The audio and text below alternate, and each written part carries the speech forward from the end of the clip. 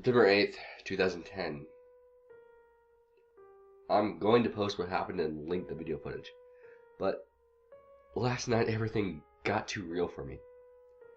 I think I'm done messing around with this. I passed out pretty much immediately after making the thread.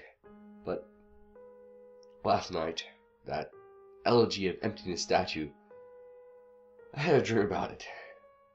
I dreamt that it was following me in my dreams, that I would be minding my own business when I'd feel my neck hair stand up on end. I would turn around and that thing, that horrible lifeless statue would be staring with those empty eyes right at me, merely inches away. In my dream, I remember calling it Ben, and never before had I had a dream that I could remember so vividly.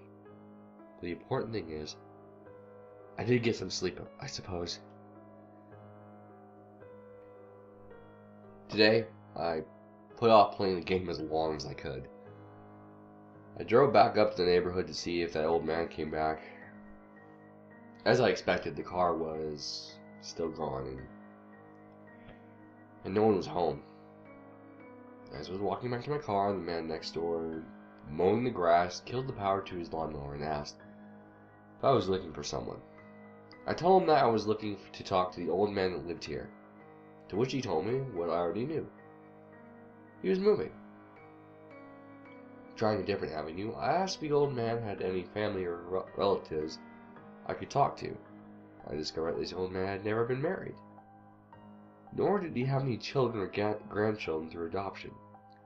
Starting to become worried, I asked him one final question. One that I should have asked from the beginning. Who is Ben?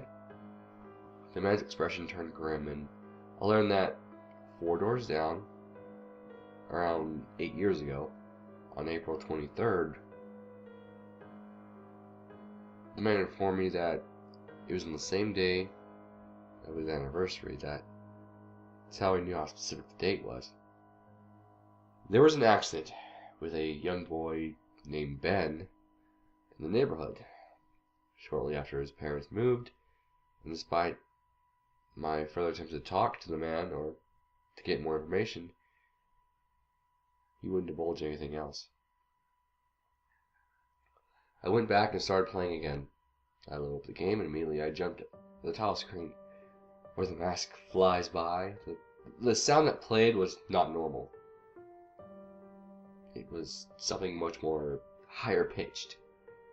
I pressed start, bracing for the worst, but just like the 2 nights ago, the files, your turn, and Ben were displayed. I brought up the Ben's file. Hesitated for a moment, noticing that the stats were not the same as the original were 2 days ago. It seemed like he had already completed the stone tower. Summoning my courage, I selected it. Immediately I was thrust into complete chaos. Sure enough, I was outside Stone Tower Temple. But that's about all that was expected.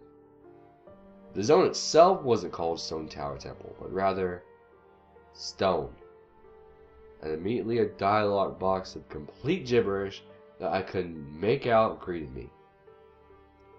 Link's body was distorted. His back was cocked violently to the side, where his posture was immediately disfigured. Link's expression was dull, almost monotonous. He had an expression on his face that I didn't recognize before. It was a blank look, as if he were dead. As Link stood there, his body spasmed irregularly, back and forth. I examined what he had become of my avatar and noticed I had a C button on him I had never seen before. Some kind of note. But pressing it did nothing. Sounds played back and forth that I didn't recognize from the game, almost demonic in nature, and there was some kind of high-pitched yip for some kind of laugh, or something playing in the background. I had all of 2 minutes to take in the environment before another one of those fucking elegy of emptiness statues was summoned, and immediately after I was cut into Dawn of the New Day screen. Except This time it was without the row of line subtext. It was a DQ shrub in Clocktown. This scene would normally play after the first time you travel back in time. Tyler would say, "What just happened?" It's as if everything has... But instead of saying "started over," she finished her remark in broken text, as the laugh of the happy masked salesman played in the background. I was put back in control of my character, but from a fucked up camera angle. I was looking from behind the door of the Clocktown Tower, watching my avatar run around as a DQ scrub. Seeing as how I really had no place to go, but because I couldn't say anything, I begrudgingly went inside the door.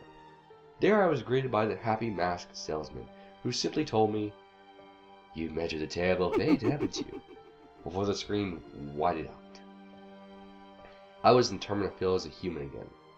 I might as well not have been playing the same game anymore. I was being warped around, and there was no sign of a day clock or anything. I just took a moment to get my bearings as I looked around the field, and immediately I could tell I could tell this wasn't normal. There was no enemy. There was no enemies. And a twisted version of Happy Mask Salesman theme was playing. I decided to run towards Woodfall before I noticed a gathering of 3 figures off to the side. One of them being Epona. As I approached them to my horror, I saw one of them being Epona. As I approached them to my surprise, I saw the Happy Mask Salesman, the Skull Kid, and the Elegy of Emptiness just standing there.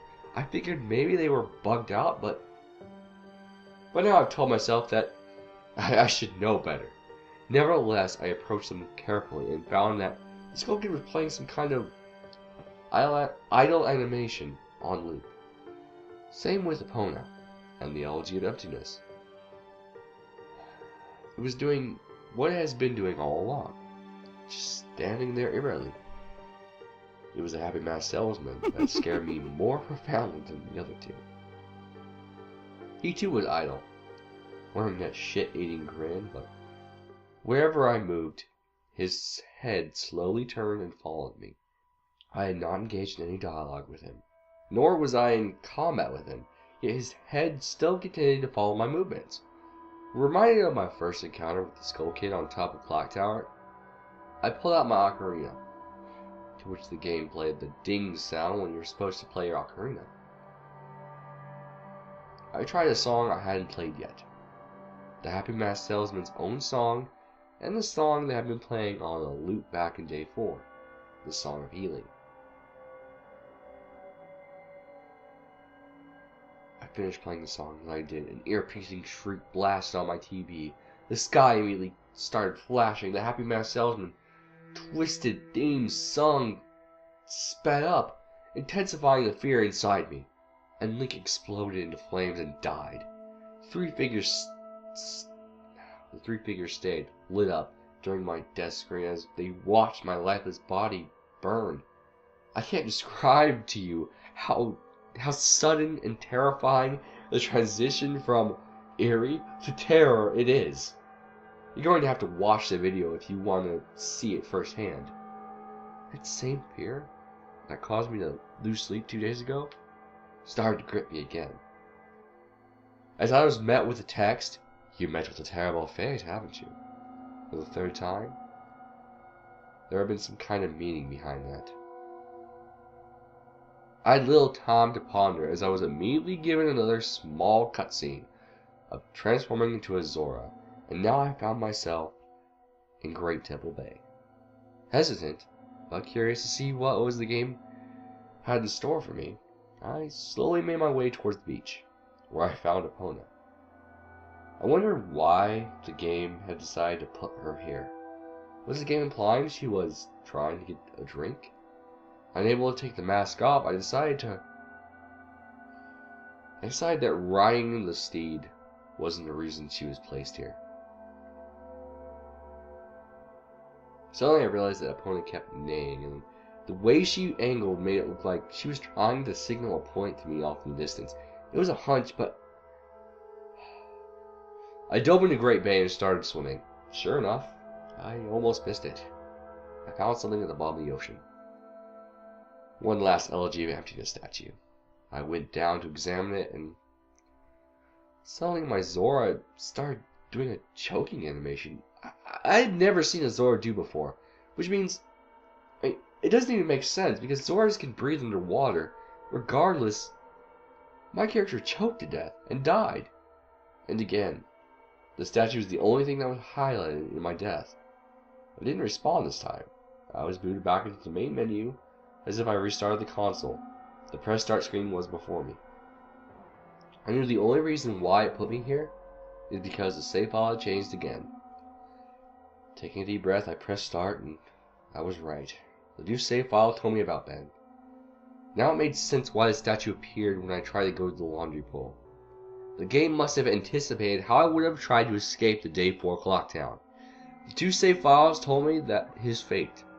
As I suspected, Ben was dead. He had drowned. The game obviously isn't through with me. It taunts me with the new save files. It wants me to keep playing. It wants me to go further. But I'm done with this shit. I'm not touching them anymore, the files. This is already way too horrifying for me. I don't even believe in the paranormal. But I'm running out of explanations. Why would someone send me this message? I don't understand it. I just get too depressed thinking about this. The footage is up here for those who want to see it and analyze it. Maybe there's some kind of message in the gibberish or something symbolic. I'm too emotionally and mentally drained to fuck with it anymore, okay?